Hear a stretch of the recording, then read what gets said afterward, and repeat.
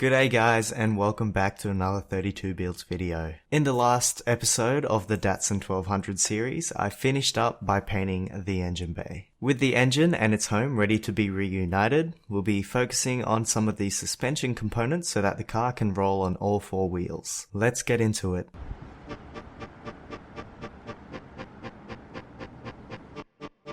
Since the motor is mostly ready to go back into the recently painted engine bay, we'll be focusing on some of the components that make up the front suspension. The front of this Sunny consists of a McPherson strut suspension assembly, as opposed to a double wishbone setup along with others.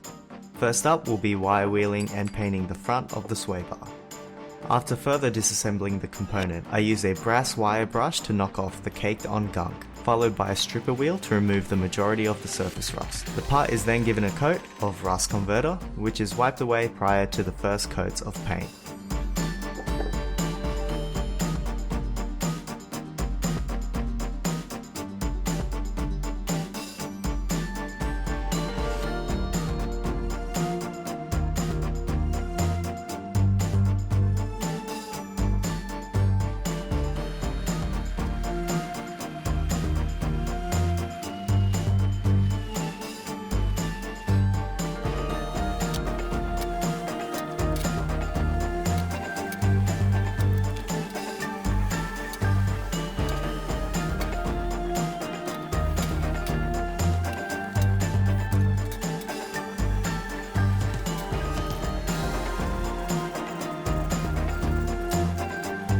Here I go over the part in edge primer, then a couple coats of anti-chip paint.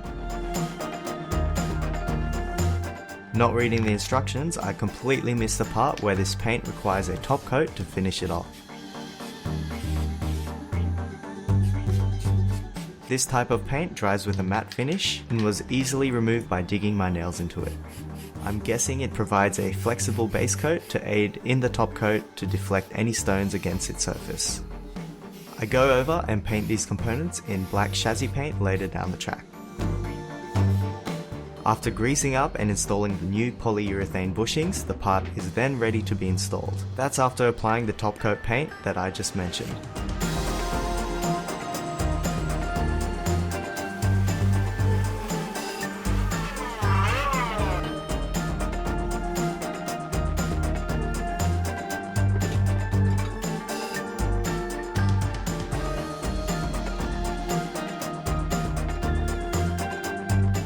Next up, the tie rod ends. These aren't brand new, nor are they completely shot. I'll probably be replacing them sometime when the car is back on the road. I haven't taken these apart to maintain the wheel alignment of the car for the time being. I'm pushing out the old grease with some new.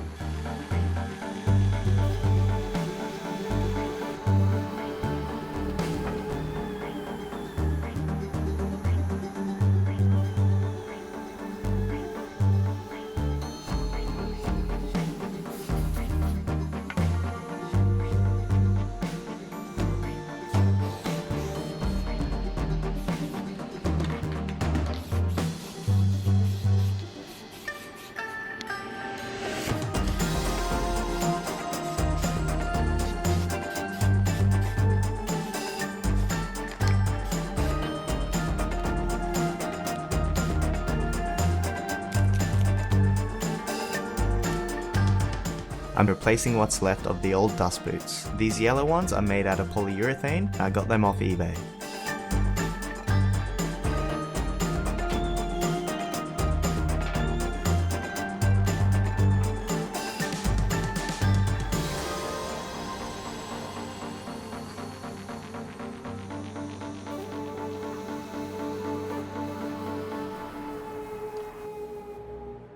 With some brand new nipples, I can focus on some other components. Moving up the steering components, I perform the same process with the cross rod. This connects the left and right rod ends, and is pushed by the steering gear arm to steer the front wheels.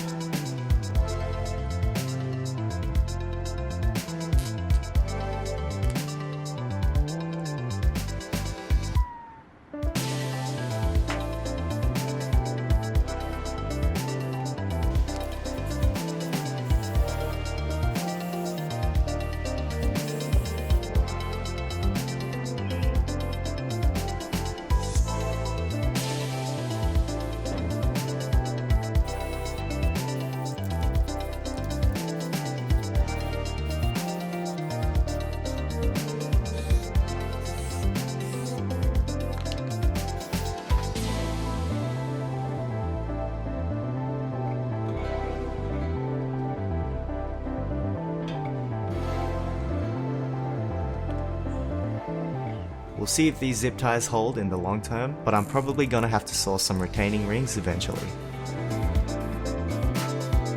Now onto the steering gearbox and arm along with the idler arm, which situates these parts onto the chassis of the car.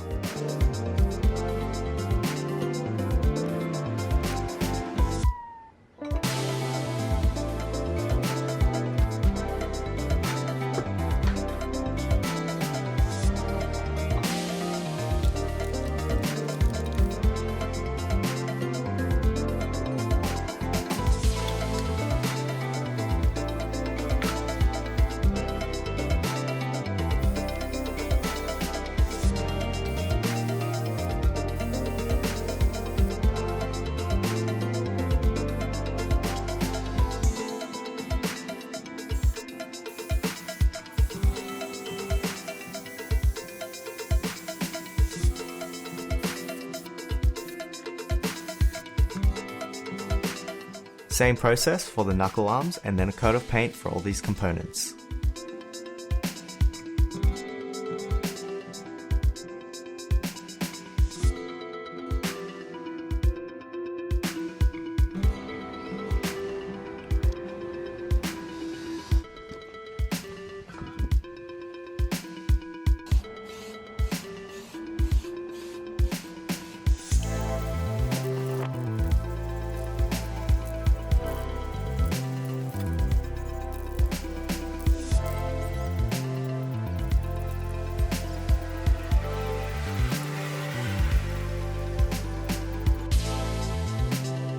The polyurethane bushings going into these parts last a lot longer than their rubber counterparts, but are also stiffer, which end up in a tighter but harsher feeling to the suspension.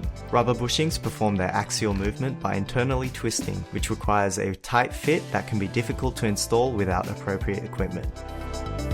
Poly bushings, on the other hand, fit snug and do not internally twist, meaning that the right grease must be used on the surfaces that are exposed to friction, or else you'll end up with a really squeaky suspension.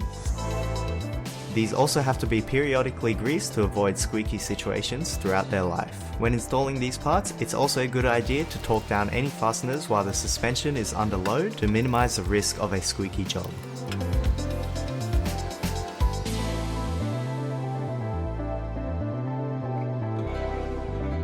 Now for the lower ball joints. The originals got butchered upon removal from the knuckle arm, so these ones are brand new. But since I've ordered the yellow boots for all the suspension, I'll be greasing them up and installing them as well.